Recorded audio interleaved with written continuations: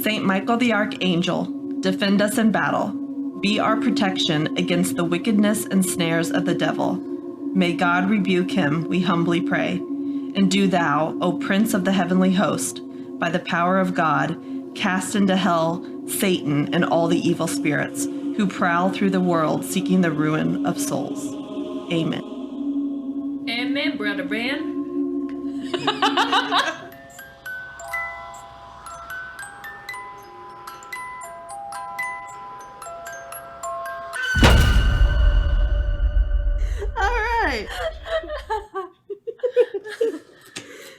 This is the Easter episode of the podcast. It is, which is really funny because we actually recorded on Easter last year as well. We did? Our Weston episode. Oh, wow. Yeah. Oh, we did. I remember now because that's when you brought me wine that time, but you didn't bring me wine. I tried to bring you wine and they were out of prim and proper. I tried.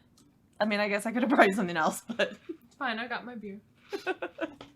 So, this is Ribnance. Oh, yeah. I'm Kayla. I'm Emily. I feel like it's been a while since we've recorded, which I don't think it really has, but we've just had a lot going on. Yeah. Yeah. Oh. Ooh, yeah, I know. I don't want to like spoil anything, but I can't wait for what we've been up to. We'll just have We are a visual ghost hunters now. Which this episode then is very perfect because it probably should have been our first episode. Today we're going to talk about protection against spirits and how to repel spirits. Well, that's definitely not what we're going. We're not going for repelling. Protection. Well, I mean, maybe. if they follow you home, you should repel them from your home. That's fair. Yeah, I do need that. Yeah, we've talked about this. True. So this probably should have been our first episode, not our 12. I don't I don't know. We have so many now that we don't know what the numbers are. We're a preteen podcast. Yeah, we're still figuring it out. I'm looking up how many we have. I think this is 12. So anyway, today we're going to talk about, cleansing our homes and protecting ourselves, and it's going to be good. Yeah, I definitely need that. I need it. You need it. I need it. Plus, a lot of it is, I don't know, it's just really fascinating just to research some of it and be like, why some of these things? Some are obvious, and then others, it's like, why? So you've kind of got, I'm going to call them your big hitters that aren't necessarily tied to, like, religion. You've got sage, salt, and then holy water. Because holy water is religion, but it's, like, in every religion, so it's not just, like, Catholicism. Are you going to tell us how to make holy water? Kind of. Not detailed, but there's some steps in there. Can I make holy water? No, we need a priest. At least if you're going to make Catholic holy water. Is there off-brand holy water? Yeah, there's Buddhist holy water. There's other holy water. If you want Catholic holy water, you're going to need a priest. It's like all the different sparkling waters. Yes. Is Catholic the La Croix? It's the top of the line. I don't know if I go that far. Well, I'm Catholic. More of a bubbly person. That's non-denominational. What kind of holy water is that? How can I make non-denominational holy water, please? You just say a prayer over it yourself.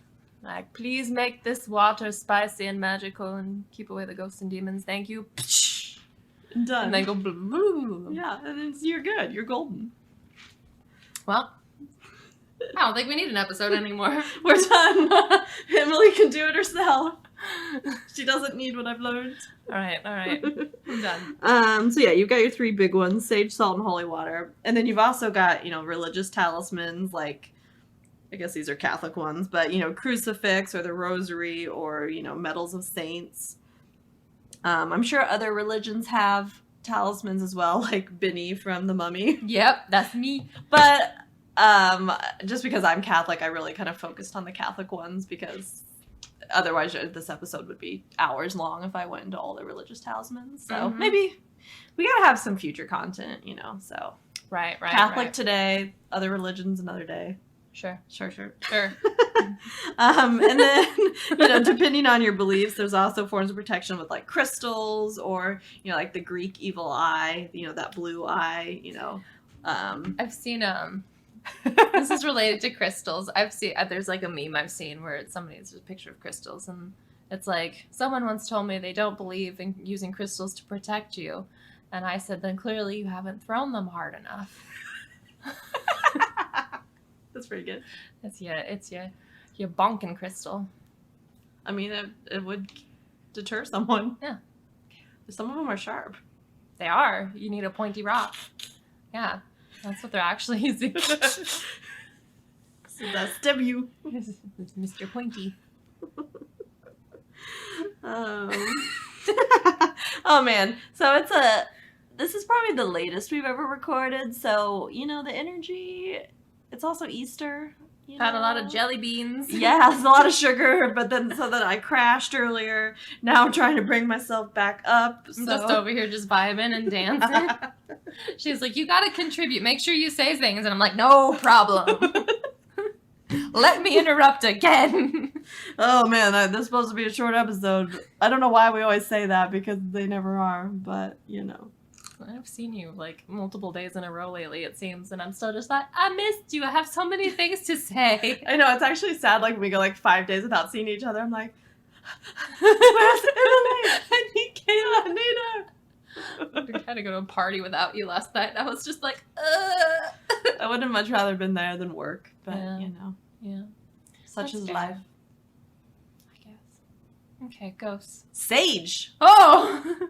We'll start with sage, because I feel like that's the most universal one when you think of, I need to cleanse my home. I've got sage tea. Does that work against possession? Does that cleanse your insides? If you're possessed? I don't know. But we can say that for the exorcism. Sage tea with holy water. I did watch this, the 45-minute episode. It was a Catholic podcast. It's called, like, the Catholic Talk Show. What did Kayla do on a Friday night? I watched a Catholic podcast. But it was about holy water, and they brought up that quite. One of the guys, it was like 2 guys and a priest. I don't know. 2 guys and a priest walk into a bar. Well, one was a priest because I could tell. The other 2, I don't know if they were also somehow churchmen. But anyways, men of the church. But where is it? Oh, one of them asked, "Can you drink holy water?" And they were like, the priest was like, "Yeah, sure, I guess if you really want to." Oh, and then they talked about how, then that led in, I think, to the discussion about how someone had done a study. So when you enter Catholic churches, there's these little fonts where you dip your fingers in and you do a sign of the cross. That's supposed to kind of be a renewal of your baptism. Oh. When you enter a church. And I guess someone had done they were talking on this podcast that someone had done a study that there's actually a large percentage of fecal matter. People don't wash their hands. Ew. And they're just like communal, Ew. So be careful which holy water you drink. Wow. Ew. Don't drink it out of the baptismal font. Fun fact. But we're going to get into holy water later. You need to be careful where you fill up your water gun. Yeah. Accidentally shoot somebody in the eye with that? Yeah. Holy pink eye. Yeah. Yeah, that's how a lot of cases of pink eye actually start. They got holy water shot in the eye with holy water. It's an epidemic. But, I mean, maybe I should start with holy water. But I'm going to start with sage, because that's the order of my notes. I'm sorry. So, sage. Burning sage is an ancient spiritual purification ritual practiced by native peoples and religions all around the world. So it's like every culture, they like the sage. Something about it just says burn me. There's some fun stuff I learned about sage. Oh. It's burning sage is also known as smudging. So that's the practice of burning sage. Oh my god. Practice of burning sage as part of a ritual which involves the bundling of herbs, which can include, sage or cedar or lavender, into sticks, and then slowly burning them in a purification ceremony, whether for meditation, for blessing a home or space, or getting rid of unwanted spirits. The practice dates back to prehistoric times and has just been used by our ancestors all over the world. So it's not just one culture. Burning sage began with Native cultures in many parts of the world, including Native Americans, who would hold smudging ceremonies to ward off evil spirits and illness and to encourage positive healing energy. And then over time, it's found its way and kind of into the occult. Right. As things do. Yes, yes. You know, as we learned the Ouija board, it was an innocent game, and then it found its way into the occult. The occult is just a net for things that aren't standard. Yeah. Eventually, we will bring it in. What else would be a cult someday? Maybe the Wii? Yeah. Well, maybe I can sell my Wii for more than it's worth now, then. A cursed occult object. Yeah. But why sage over other... We need to be recording. Oh my god. That's my transition. But why sage? But why sage over other herbs? Why sage, Kayla? Well, Kayla. That's your moral. Why? Sage, scientifically, sage clears bacteria in the air. What about in your bodies? Well, here we go. So sage smoke offers rapid delivery to the brain and efficient absorption to the body. Huh. Scientists have observed that sage can clear up to 94% of airborne bacteria in a space and disinfect the air. So literally just the smoke, though? Like if you burn, or if you diffuse the oil, does it not work that way? You're asking questions I did not research. But this is all related to smoke, so yeah, maybe. Yeah. That's good to know, though. Yeah. Let's start buying all these smudge sticks. Yeah, it says when sage is burned, it releases negative ions, which is linked to putting people into a positive mood. I need a lot of smudge sticks. Mm-hmm. Oh, man. Yeah. But you got to watch which smudge sticks you buy. So want to buy California white sage or white sage smudge sticks. White sage is the most common variety you'll find since the color is associated with purity. But you can also use other dried plants such as juniper, rosemary, lavender, cedar. They can also clear energy if sage is not your thing. But you don't want to just use regular old sage in the kitchen or, from Five Below. Damn it. No Five Below smudge sticks. No, because you want to buy high quality, ethically cultivated sage. Your large commercial vendors, they're not really concerned with buying like sacred and ceremonial product that has been collected with reverence. Oh. Yeah, that's a bummer. Yeah. I don't want to do that. I mean, I guess, I don't know, maybe Five Below is doing that, but I don't think so. Probably not. I don't think Five Below screams ethically sourced. And collected with reverence. Those Laffy Taffy be sus.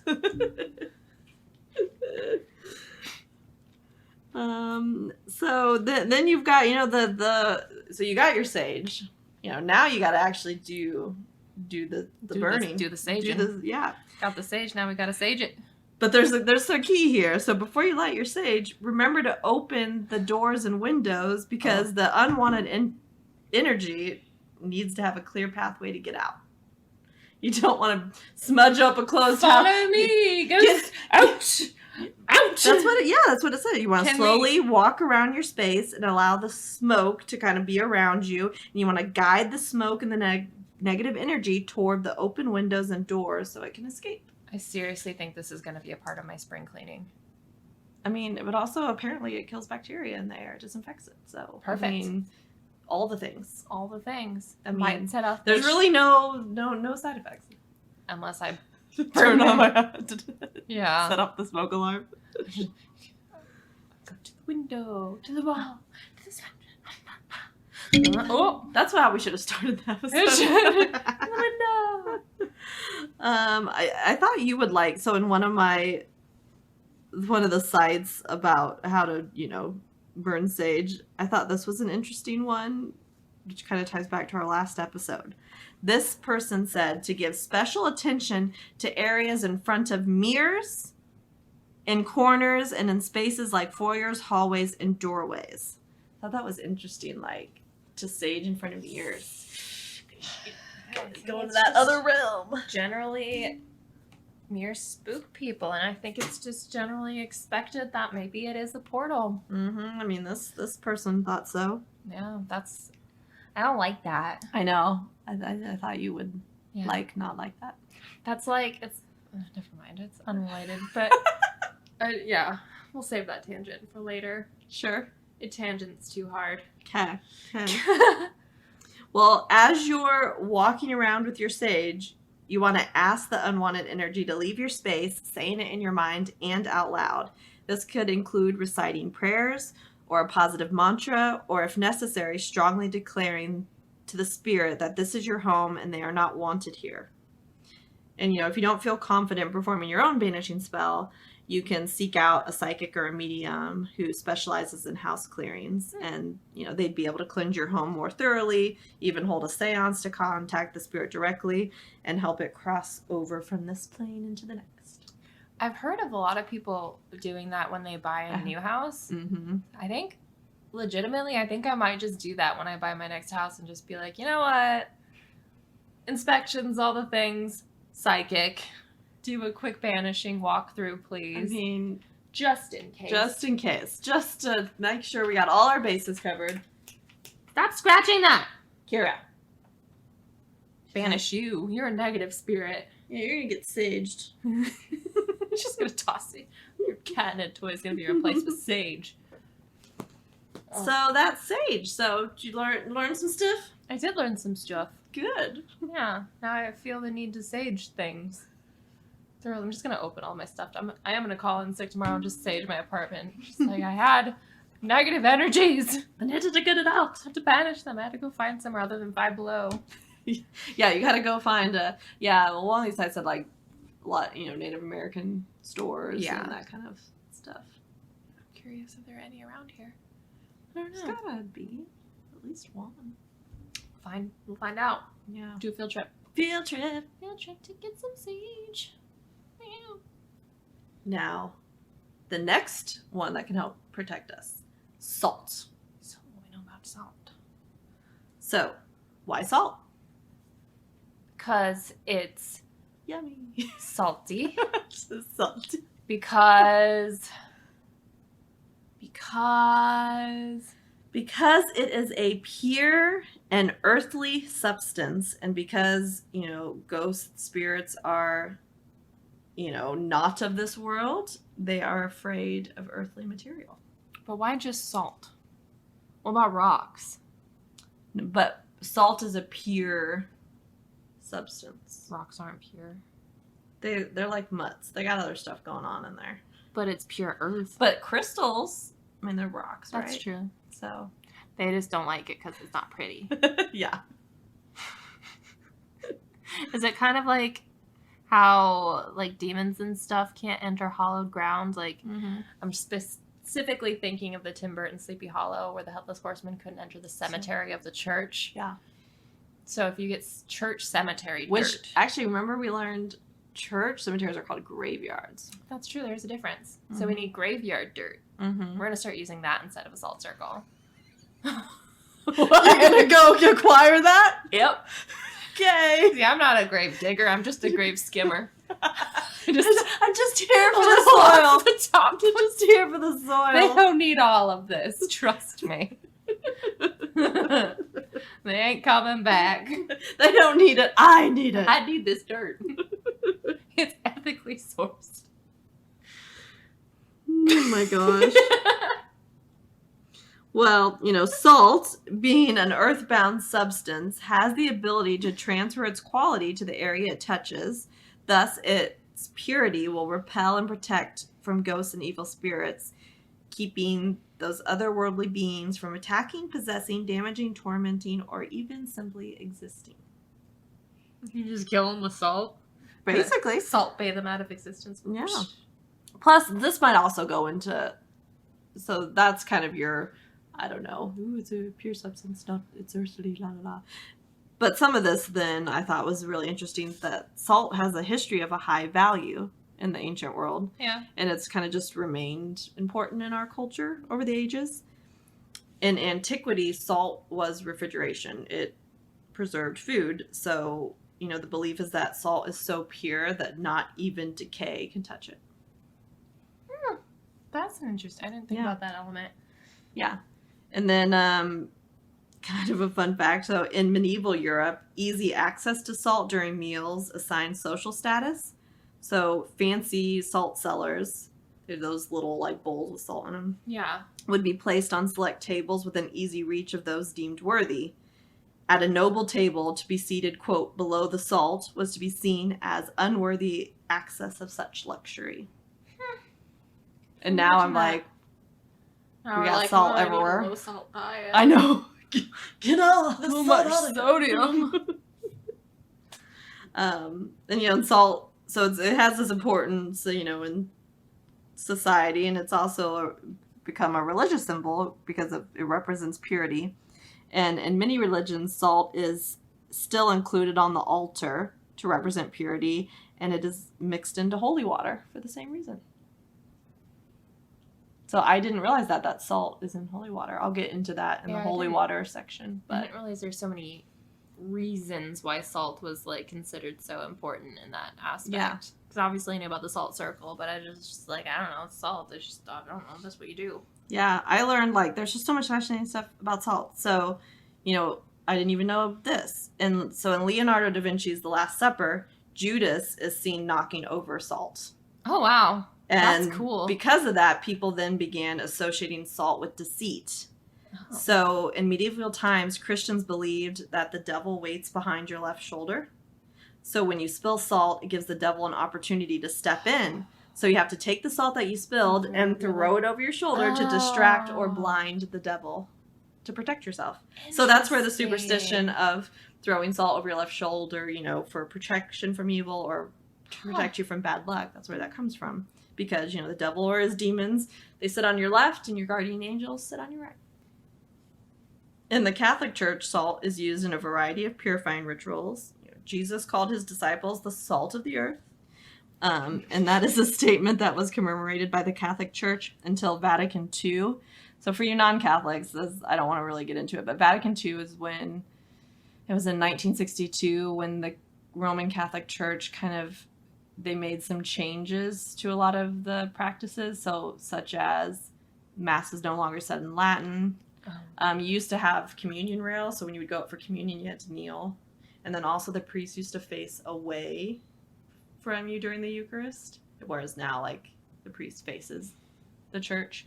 So that's just some of the bigger changes that I remember of Vatican II. But so prior to Vatican II, the Catholic Church would place salt on a baby's lip during their baptism.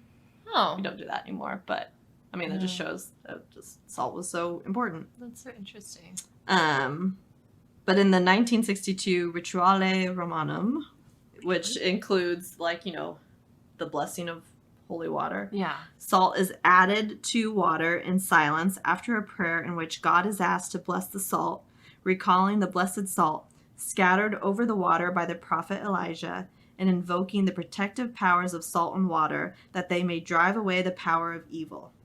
Huh. And yeah, and salt is still used, obviously, to make holy water and, you know, in exorcisms of the Roman Catholic Church.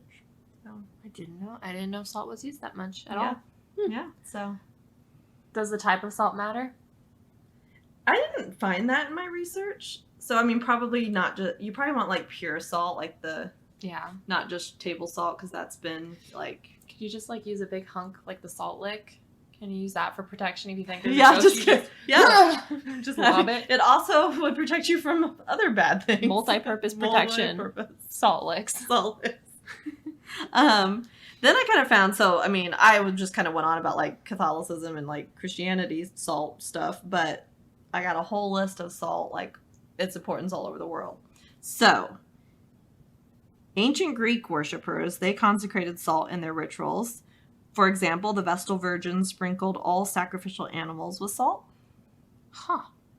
To the Jews, salt came to signify the eternal covenant between Jews and Israel. Jewish temple offerings still include salt on the Sabbath, and Orthodox Jews still dip their bread in salt as a remembrance of those sacrifices. Covenants in both the Old and New Testaments were often sealed with salt, explaining the origin of the word salvation. It comes from the Latin word for, like, healing and salt. Oh. Huh. That's really cool. Yeah. In Buddhist tradition, salt repels evil spirits. It is also why in many Asian cultures it's customary to throw salt over your shoulder before entering your house after a funeral. It scares off any evil spirits that may be clinging to your back. That is so interesting. So that's very almost, similar yeah. to what we think of as the devils on our left shoulder. They think, oh, you go to a funeral, there might be an evil spirit clinging to you. It's crazy, the similarities. And it's always so weird when something gets replicated so similarly. But like very you wonder far apart. You like wonder if somehow the messages got crossed at some point, or is there a reason why the same message exists? Because it's true. Yeah, you go straight for the because it's true so fast.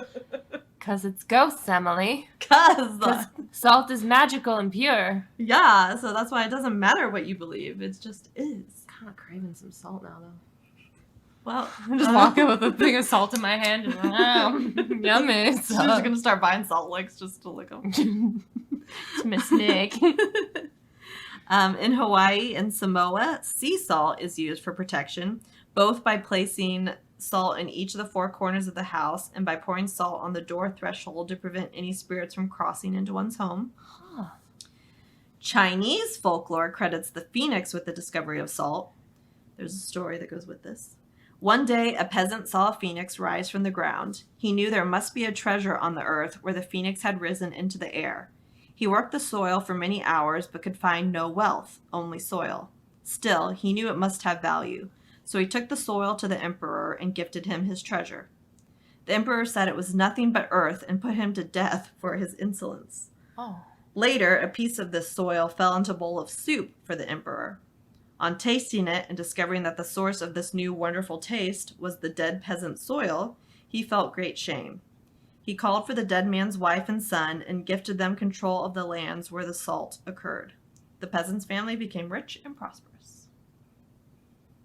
I guess it has a happy ending.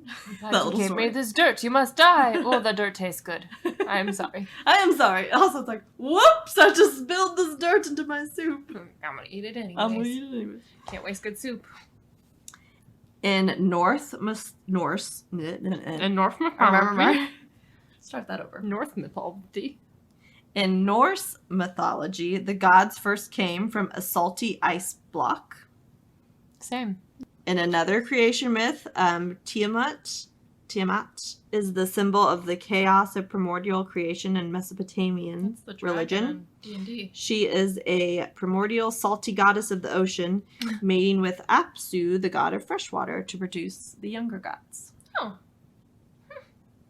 Very interesting. Yes. Salt is everywhere. So in Aztec religion, Huixtaculatl?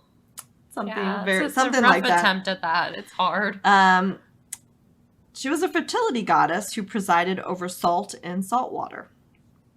And they even had a festival during the 7th month of the Aztec calendar to honor this goddess. It's a long word. In the American Southwest, the Pueblo worshipped the Salt Mother. Other Native American tribes had significant restrictions on who was permitted to eat salt. Hopi legend holds that the angry warrior twins punished mankind by placing valuable salt deposits far from civilization, requiring hard work and bravery to harvest the precious mineral. Shinto religion also uses salt to purify an area. Before sumo wrestlers enter the ring for a match, there is usually an elaborate Shinto rite where a handful of salt is thrown into the center to drive off malevolent spirits. That is crazy. Like, I definitely think I took, like, salt for granted and, like, never realized how important it was across cultures. Like, dang. And salty landscapes are a part of the Australian inland, and there are many Aboriginal myths to explain or warn against these salty areas. So you wonder, like... So, I mean, it's, like, literally all over the world. Yeah, and does, like, the significance of salt, like, it being so important to preservation and all of that, does that just naturally leave humans to come up with very similar lore behind it, or, like... Probably, because I guess probably every culture realized that salt preserved food, and because that I mean, refrigerators are pretty new, so that's like so vital for their survival that they come to kind of you have like revere it a little worship, bit. revere, because salt. like this keeps us alive essentially, and and plus it does make things taste better. It does. Like, but then when you're like us, we're just like, oh, salt just makes things taste better. If you put too much on it, though, that's a bad thing. We haven't really had to experience in the I need this to survive capacity. Right. Yeah, we take salt for granted, is what I learned. Yeah. I did not know it was so important. I thought the salt circle thing was just a silly haha. Yeah, and I thought that was interesting, like one of the things I read that, the salt circles, because it's like an earthly substance, and it can kind of, when salt touches the earth, it just kind of, it purifies what it touches. Or that belief is that it does that. I think that's I mean, they even do salt circles in exorcisms. Right, like with how, and I didn't realize how long salt had been used and how it was used so widely, so like, hell, there's gotta be something to it. My friend who's into like Wicca and stuff, very specific. When we were doing little spell jars, she said if you put salt into the spell jar, that amplifies the spell. See? Yeah, so it's kind of like salt's it's kind of not necessarily the same thing, but she said if you put salt in anything, it makes it stronger. Which I guess it's using like herbs and things, so it is earthly material. So I guess. I don't know. Kind of, Okay. All right, so now we've got kind of my last big hitter. You got your holy water and religious talismans. So, of course, I kind of talked about this earlier, that like holy water is powerful in a lot of religions and cultures for purifying and blessing, but I'm really just going to talk about it in terms of the Catholic Church. Right. Just because that's what I know. And it's key in exorcism, so... That's true, and that's going to be important soon. Not that we're doing an exorcism, but we want to talk about them. Shh, don't tell anybody, but Kayla's getting an exorcism for her birthday. It's going to be really good. Don't tell her. Oh, did I hear something? Huh? No? Read your notes. So... holy water is water that has been sanctified by a priest for the purpose of baptism, for the blessing of persons, places, and objects, or for repelling evil. Holy water is encouraged by the Catholic Church to bless your children and homes. The belief is holy water flows from the font of the church into homes and creates that continuity between the two. Okay. And like it's of course used in the sacrament of baptism, and so I kind of talked about this at the start, but as a reflection of your renewal of baptism, Catholics dip their fingers in holy water and make the sign of the cross when entering a church, which cleanses venial sin and provides protection against evil. And venial sins, those are the ones that like don't cut you off from God's grace, like gossiping and pride and greed. Oh my God. Not the big ones. The more venial sins. Three the only little ones? No. Okay. I mean, I don't even know. Little's maybe not the right word, but the ones that are more easily forgivable than murder. That's what a venial sin is. Oh. Okay. And use of holy water goes back to the Old Testament. I thought this was kind of funny that the Romans thought it was odd that the Jews living in the desert where you have limited water, they would use holy water for cleansing, and the Romans thought that was wasteful. They would. They would. Like, God, why are you wasting all that? Yeah. You could be more efficient. Yeah, how dare you. And then kind of related to the purity of salt belief, in Catholicism, holy water, and as well as water that's used during the washing of the priest's hands during Mass, it is not allowed to be disposed of in regular plumbing. Roman Catholic churches, they have a special basin that leads directly into the ground for the purpose of disposing holy water. So if it goes in the regular plumbing, is it not holy anymore? No, it's just as bad. But it's already because you don't want it going. You want the special water just going into the sewers. Of course, the rest of us can't have the special water. You got to go back into the ground. Right, back to the ground. Yeah. You can't have that poopy water going. Nope. Back into the sewer. Yeah. Heaven forbid. Yeah. It's too dirty in there. All the poop hands been in it. And funny, this is like kind of unrelated, but the same, like, so during Mass, like, there's the wine, and that also has to go in the special basin. You can't just, like, if there's wine left over after communion, the priest actually used to have to drink it. Oh, don't. But then, you know, by the time they'd get to, like, the 4th Mass on a Sunday, my mom said, like, she could always tell when she was a kid, like, when priests were a little That's tipsy. amazing. So now, I don't know when that was changed, that the priests don't have to finish the wine we themselves. Start getting our priest wasted. Stop getting our priest wasted, man. The wine can now be disposed in the special basin. But, because Catholics believe that wine, it turns into the blood of Christ. That is a Catholic thing. That's why, like, if non-Catholics go to church, they can't have communion, because other Christians don't. They just think it's a symbolism, not that it actually becomes the body and blood of Christ. What kind of wine are they buying?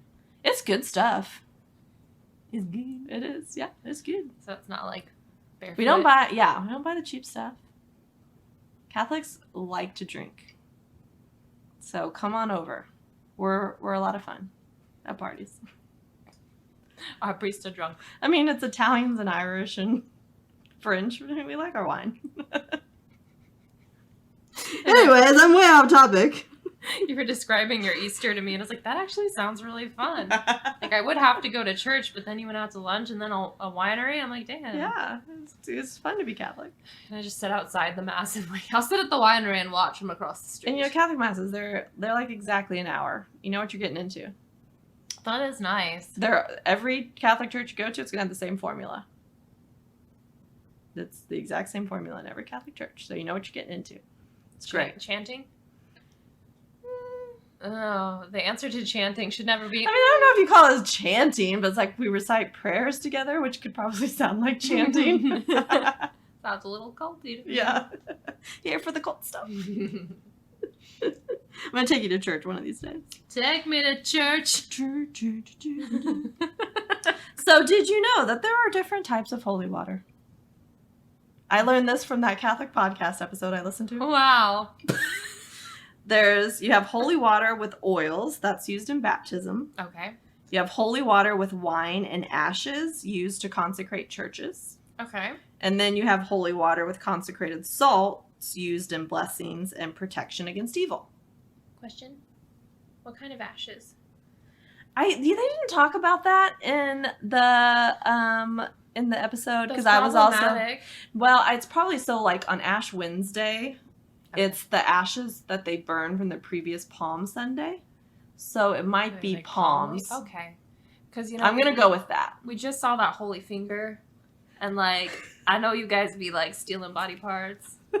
So... We're not burning bodies and putting that in the holy water, I don't think. Are you sure? No, I'm not sure. Yeah. The Vatican, they had a lot. Like, do they have the special little room where they burn saints just so they can grind up the ashes? And... To consecrate their churches? You know, it doesn't sound out of the realm of possibility. No. We only had one of those fingers. There are 4 more. I had to think about that. Yeah, where are they at? Because I know he's got a hand somewhere, so we're missing some other fingies. There's a lot of parts somewhere out there. I feel like one saint's body can consecrate a lot of churches. Well, you know, we have, yeah. Speaking of saints. Mm-hmm. Saints have written about the power of holy water as a force to repel evil. Mm-hmm. I mean, of course, we have John the Baptist, and we just saw his finger. Which is maybe the weirdest sentence I have ever said. We were literally walking around the Nelson Atkins Museum in Kansas City because we just found out that they have John the Holy Baptist, Finger. The Holy Finger of Kansas City. It's been there 2 or 3 years now. But we couldn't find this finger, and we didn't want to ask for help because we didn't know how to say, where's the finger? Yeah, it's not like, oh, where's the Monet? Yeah, it's like, oh, where's the finger? That's what we want to say. We're just here for the dead people. We looked at the mummies a long time, and then we're like, but it's no finger. Yeah. It was, like, gilded, too. Yeah, we found it. It was just a room we had skipped over. Yeah, honestly, like, having a finger, it wasn't a lot of fanfare for... No, it was kind of tucked in the corner, and it was like, you have John the Baptist's finger, and it's just, I mean, it was Everything- in a very fancy Yeah. thingy, but But it definitely would be something you pass over when you look at like, oh, it's really. And what I was reading about it before I went there is they can't verify that it is John the Baptist's finger. So I mean, they could have just robbed any grave and been like, finger, saint's finger. Yeah, I mean, yeah, he lived. But still, it's somebody's finger. It's somebody's finger, and it's an old finger, It's an old finger in a fancy whether it's box. his or not. Yeah, that's Yeah, that was our adventure yesterday. looking for. It ties into Easter, right?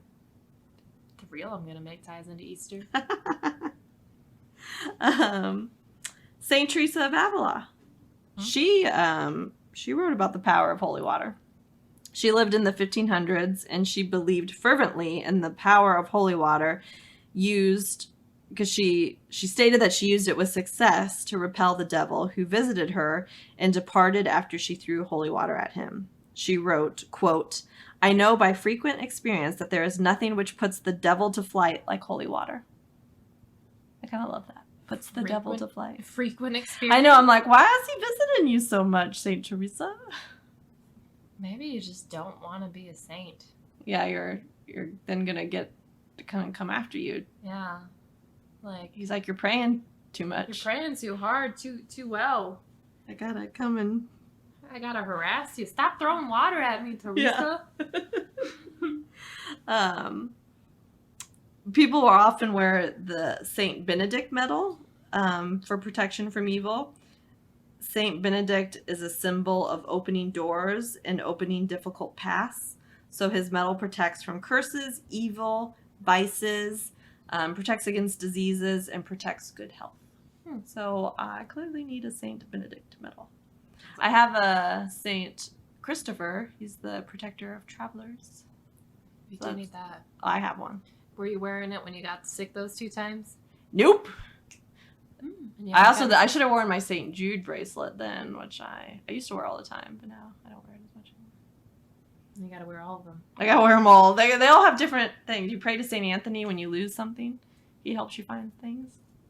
So this is why you're still a Catholic, because it's basically like being like kind of a polytheistic religion, but not really. Yeah, because Catholics are the only I think the only Christians that have the saints. Like, the others don't have the saints.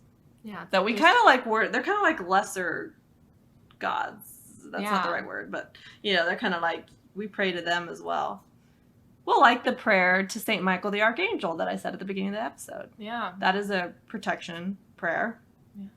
Yeah. I never really thought about that much, because I guess We also really like Mary, Jesus' mom. Yeah.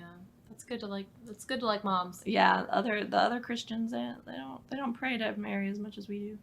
It's true. That gives Catholicism some points. I mean, there's a lot against Catholicism too, but it's There also a is. very old institution that's just Honestly, there's just a lot against humanity. yeah. It's just a humanity problem, Mm-hmm. and also a Catholicism problem. I mean, anything that's organized is gonna be corrupt. Oh yeah. Yeah, and also like be like studying Latin like I did, you realize how much the Catholic Church pulled from Roman paganism, because it was easier to convert people if that was like basically the rituals were the same instead of trying to make them change over completely. Yeah, which would, I mean, That's why Jesus' birthday is December 25th, even though he was likely born in the spring, because December 25th was already a huge Roman holiday. So, I'm ruining Christmas. Christmas was already only about Santa Claus for me. Yeah. So it's not too. That was already ruined It for was me. already ruined. So it's fine. Anyways, also, wearing a crucifix can protect against demons. And do you know the difference between a crucifix and a cross? Does the crucifix have to have Jesus on it? Yes, and it's also scary, like, Scary Jesus? well, not scary Jesus, but Dead. Jesus nailed to the cross. Right. Which I always thought, maybe that's why I like dark things. It's just kind of like that's a Catholic thing too, that there's like the crucifix. Like, it is really gory to like look at that as a child at church. That he go dead. And a lot of times they got like the blood. Like at church today, I was looking at the crucifix. I was like, yep, there's his blood wounds dripping down. Yeah, it's not pleasant. No, but I mean, it's a reminder of that he suffered for our sins. So is the crucifix more effective than just the cross? Yes, and at least Catholics believe that. Because that's scary to the devil. He don't care about cross, but he cares about Jesus. The cross only works on vampires. Yeah. Everybody knows that. Yeah, duh. Crucifix just makes them blow up immediately. Da!